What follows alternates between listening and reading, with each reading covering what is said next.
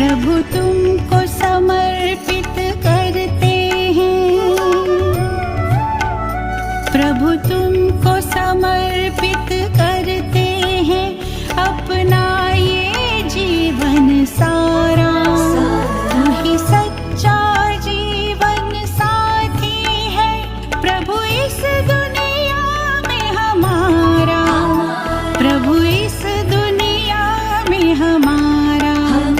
प्रभु तुमको समर्पित करते हैं अपना ये जीवन सारा। तू ही सच्चा जीवन साथी है प्रभु इस दुनिया में हमारा, प्रभु इस दुनिया में हमारा। प्रभु तुमको समर्पित करते हैं।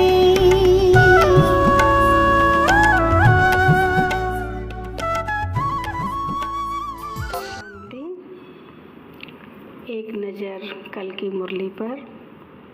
कल बाप दादा ने हमको बहुत अच्छी तरह समझाया कि जब तक हम पावन बने तब तक बाप को याद जरूर करना है। हम शिव शक्ति कंबाइंड हैं, हमें डरपोक नहीं बनना है, बहादुर बनना है, शेर नहीं बनना है। और आज बाबा ने हमें बहुत मधुर महावाक्य में मुबारकबाद भी दी है। और बाबा ने कहा कि पुरुषोत्तम युग चल रहा है तो पुरुषोत्तम बनना है, सबको सुख का रास्ता बताना है। जैसे बाबा ने सबको रास्ता बताया, संकल्प पाया बाबा को, ऐसे हमें भी बाप का मददगार बनना है।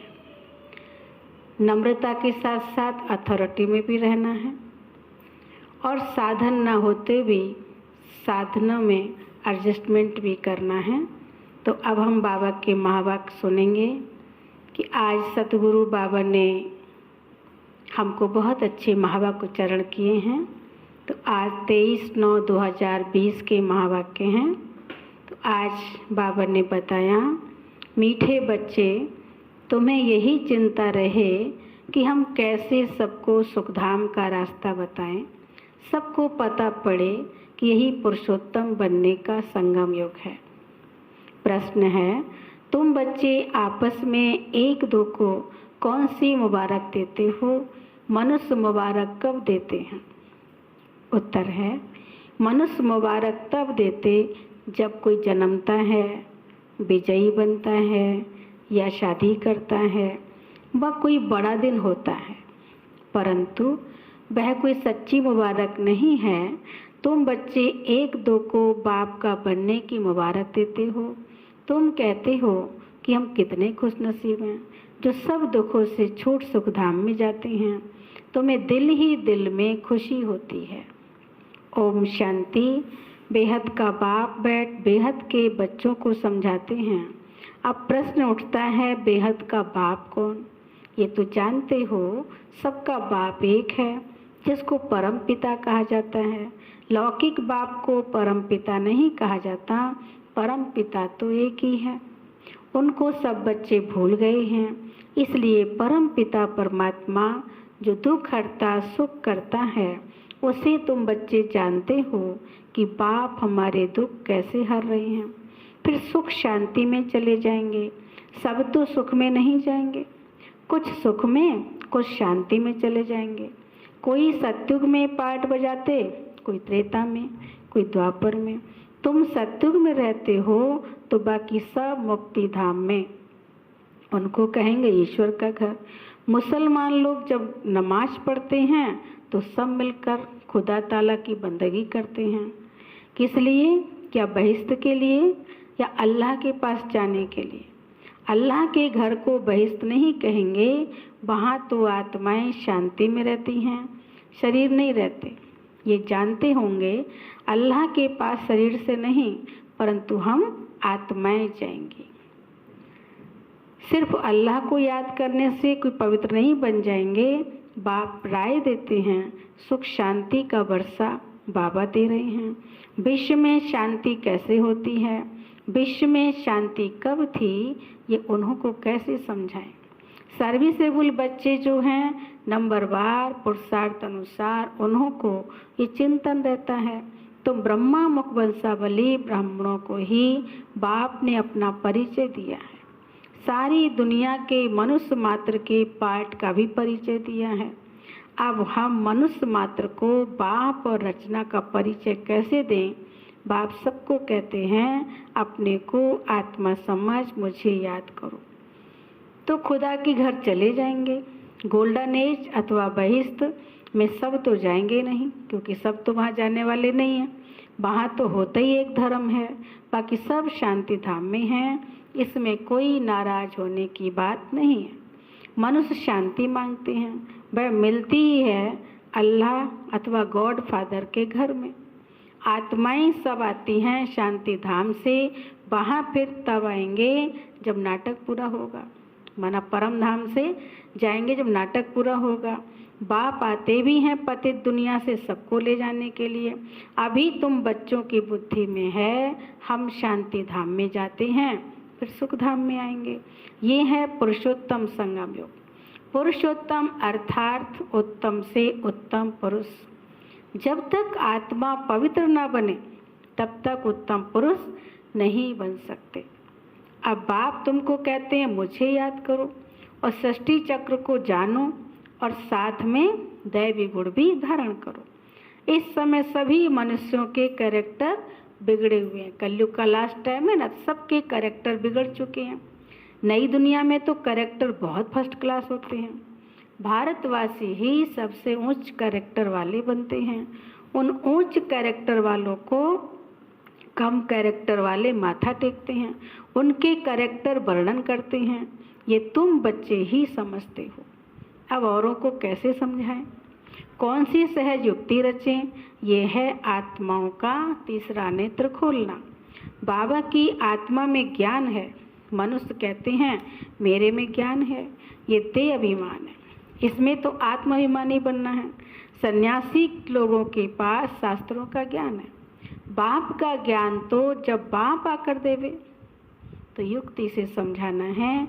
वो लोग कृष्ण को भगवान समझ लेते हैं, भगवान को जानते ही नहीं। ऋषि मुनि आदि कहते थे हम नहीं जानते हैं, समझते हैं मनुष्य भगवान हो नहीं सकता। निराकार भगवान ही रचता है, परंतु वह कैसे रचता है, उनका नाम रूप देश काल क्या है, तो कह देते हैं कि नाम रूप से न्यारा है। इतनी भी समझ नहीं कि नाम रूप से न्यारी वस्तु हो कैसे सकती, इम्पॉसिबल है।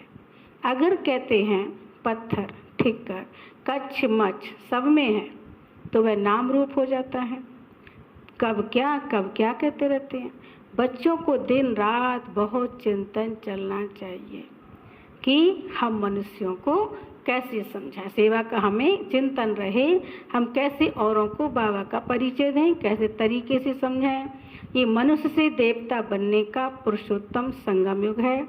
मनुष्य देवताओं को नमन करते हैं, मनुष्य को नमन नहीं करते।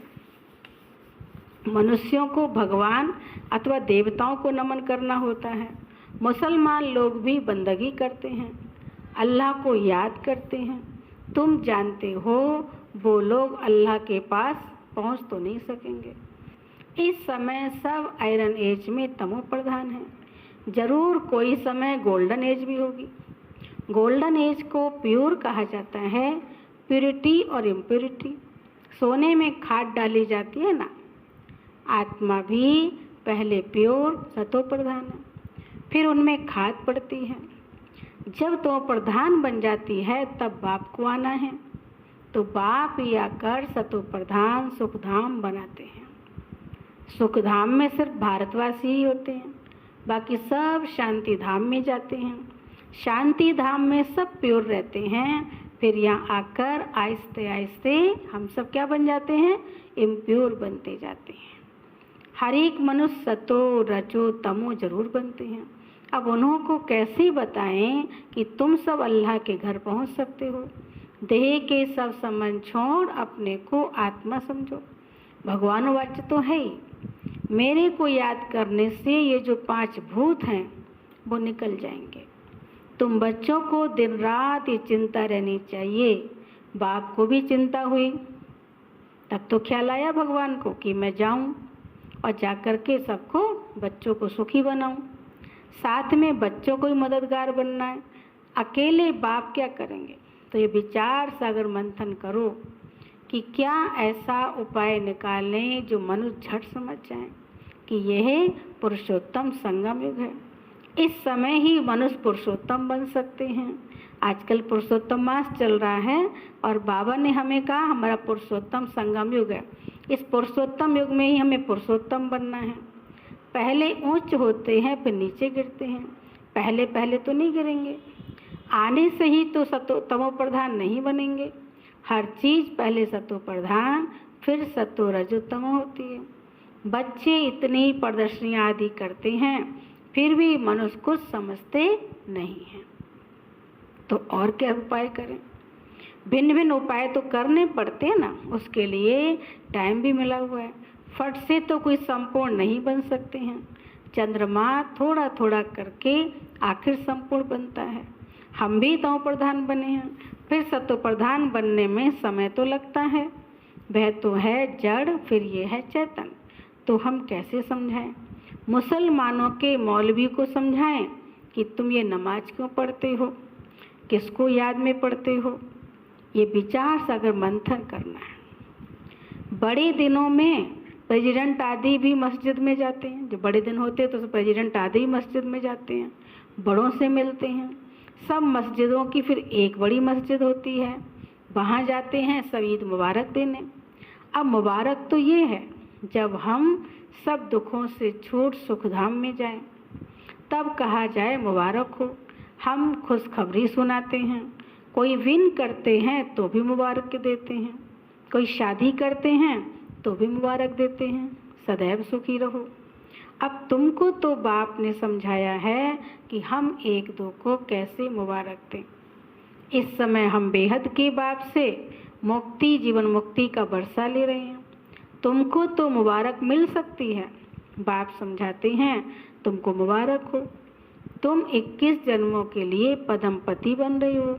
अब सब मनुष्य कैसे बाप से बरसा लें, सबको मुबारक दें, तुमको भी पता पड़ा है। परंतु तुमको लोग मुबारक नहीं दे सकते, तुमको जानते ही नहीं हैं। मुबारक देवें तो खुद भी जरूर मुबारक पाने के लायक बने। तुम तो गुप्त हो ना, एक दो को मुबारक दे सकते हो, मुबारक हो। क्या कि हम बेहद के बाप के बने हैं। तो तुम कितने खुश नसीब हो जो स्वयं भगवान आके मिला हमें, तो हमारी खुश नसीब बहुत ज़्यादा हो गई। क्यों? जैसे कोई लॉटरी मिलती है ना, या बच्चा जन्मता है तो कहते मुबारक हो। और हमें तो बाबा ने कहा स्वयं भगवान मिला है, आके परमात्मा हमें कितना योग सिखा रहा है, पावन बना रहा है, तो हमें कितनी बाबा कहते खुशी होनी चाहिए, कितनी मुबारक हमें बाबा देते हैं। बच्चे पास होते हैं तो भी मुबारक देते हैं।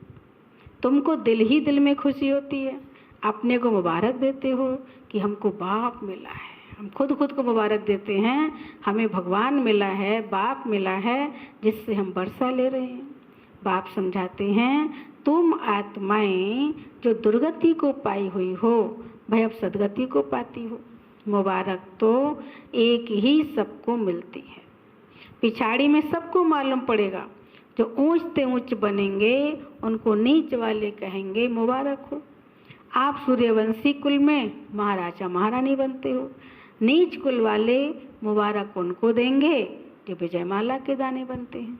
जो पास होंगे उनको मुबारक मिलेगी, उनकी ही पूजा होती है। आत्मा को भी मुबारक हो जो ऊंच पद पाती है, फिर भक्ति मार्ग में उनकी ही पूजा होती है। मनुष्यों को पता नहीं है कि क्यों पूजा करते हैं, तो बच्चों को ही चिंता रहती है कि कैसे समझाएं। हम पवित्र बने हैं, दूसरों को कैसे पवित्र बनाएं। दुनिया तो बहुत बड़ी है ना, क्या किया जाए। जो घर घर में पैगाम पहुँचे, पर्ची गिराने से सबको तो मिलते नहीं हैं। ये तो एक एक को हाथ में पैगाम चाहिए, क्योंकि उनको बिल्कुल पता नहीं कि हम बाप के पास कैसे पहुँचे। कह देते हैं सब रास्ते परमात्मा से मिलने के हैं, परंतु बाप कहते हैं ये भक्ति दान पुण्य तो जन्म जन्मांतर करते आए हो, परंतु रास्ता मिला कहाँ। कह देते ये सब अनादि चलता आया है, परंतु कब से शुरू हुआ है अनादि का अर्थ भी नहीं समझते हैं। तुम्हारे में भी नंबरवार पुरुषार्थ अनुसार समझते हैं। ज्ञान की प्रारब्ध 21 जन्म, वह है सुख फिर है दुख। तुम बच्चों को हिसाब समझाया जाता है किसने बहुत भक्ति की है। ये सभी रेजगारी बातें एक एक को तो नहीं समझा सकते, क्या करें, कोई अखबार में डालें, टाइम तो लगेगा। सबको पैगाम इतना जल्दी तो मिल ना सके, सब पुरुषार्थ करने लग पड़े तो फिर जल्दी स्वर्ग आ जाए, ये हो नहीं सकता।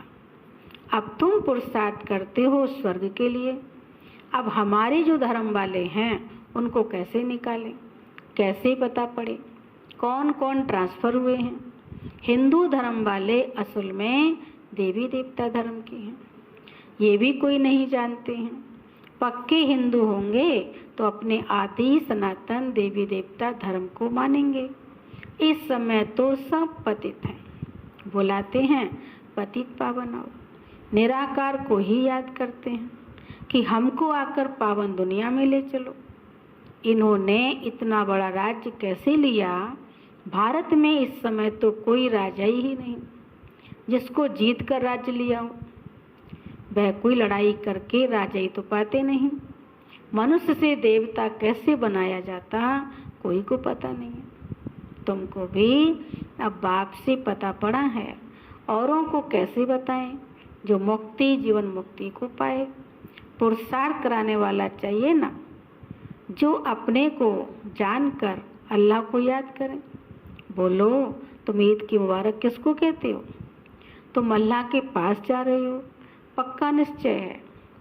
जिसके लिए तुमको इतनी खुशी रहती है, ये तो बरसों से तुम करते आए हो। उनसे मना ऐसे पूछ सकते हैं कि आप इसको याद करते हो, इतना निश्चय है, इतनी खुशी तुम्हें रहती है नमाज पढ़ करके, अल्लाह को याद करके, तो कितने वर्षों तुम ये करते आ रहे हो? कभी खुदा के पास जाएंगे या नहीं, ऐसा क्वेश्चन कर सकते हैं उनसे। मूंझ पड़ेंगे वो फिर। बरोबर हम जो पढ़ते करते हैं, क्या करने के लिए? ऊंचते ऊंच एक अल्लाह ही है। बोलो अल्लाह के बच्चे तुम भी आत्मा हो। आत्मा चाहती है हम अल्लाह के पास जाएं। आत्मा जो पहले पवित्र थी अभी पतित बनी है। अभी इनको बहिष्ठ तो नहीं कहेंगे, सब आत्माएं पतित हैं। पावन कैसे बने? जो अल्लाह के घर जाएं। वहाँ विकारी आत्मा होती नहीं सत्युग में, 22 लेस होनी चाहिए। आत्मा कोई फट से तो सतो प्रधान नहीं बनती है। ये सब विचार सागर मंथन किया जाता है। बाबा का विचार सागर मंथन चलता है तब तो समझाते हैं ना। युक्तियाँ निकालनी चाहिए कि किसको कैसे समझाएं। बाबा ने आज सेवा के लिए बताया कि कैसे किसको समझाएं, उसके लिए मंथन करो, युक्ति निकालनी चाहिए। अच्छा मीठे मीठे सिक्के लदे बच्चों प्रति माता पिता बाप दादा का याद प्यार और गुड मॉर्निंग। रूहानी बाप की रूहानी बच्चों को नमस्ते। हम रूहानी बच्चों की रूहानी बाप दादा को नमस्ते नमस्ते। शुक्रिया बाबा, शुक्रिया। धारणा के लिए मुख्य सार है, बाबा ने हमें 3 पेज की मुरली सुनाई और फिर 3 पेज की मुरली 2 बिंदु विशेष धारणा के लिए बाबा ने समझाए। तो बाबा ने सार में बताया, जैसे बाप को ख्याल आया कि मैं जाकर बच्चों को दुखों से छुड़ाऊं, सुखी बनाऊं, ऐसे बाप का मददगार बनना है। घर घर में पैगाम पहुंचाने की युक्तियां रचनी हैं। दूसरी पॉइंट है, सर्व की मुबारकें प्राप्त करने के लिए विजय माला का दाना बनने का पुरुषार्थ करना है, पूज्य बनना है। माना सबके मुबारक प्राप्त करेंगे। कब मुबारक मिलेगी? जब विजय माला का दाना बनने का पुरुषार्थ करेंगे, तभी हम पूज्य बनेंगे। फिर वरदान है आज का, नम्रता और अथॉरिटी के बैलेंस द्वारा बाप को प्रत्यक्ष करने वाले विशेष सेवाधारी भव। नम्रता भी हो, उसके साथ साथ अथॉरिटी का बैलेंस हो, तभी हम बाप को प्रत्यक्ष करने वाले विशेष सेवाधारी बन सकते हैं।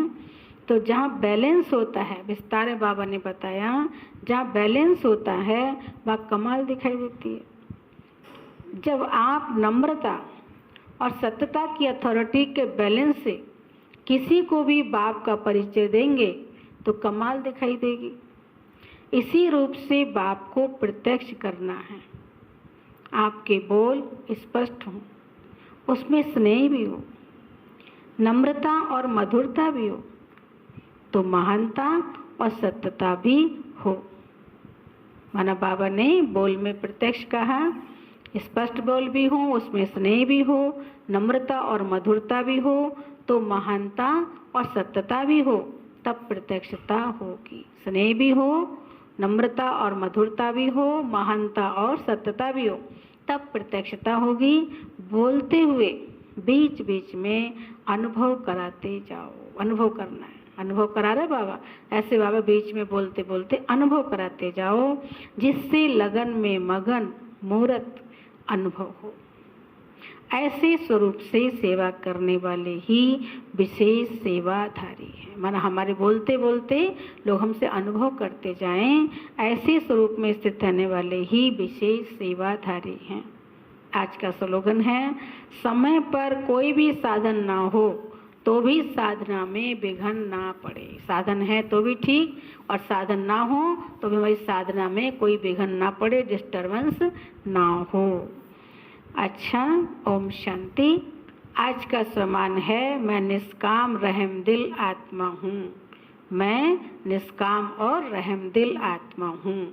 मतलब निष्काम भाव भी रखना है, और निष्काम भाव के साथ साथ हमको रहम दिल की भावना भी रखनी है। ओम शांति, ओम शांति, ओम शांति।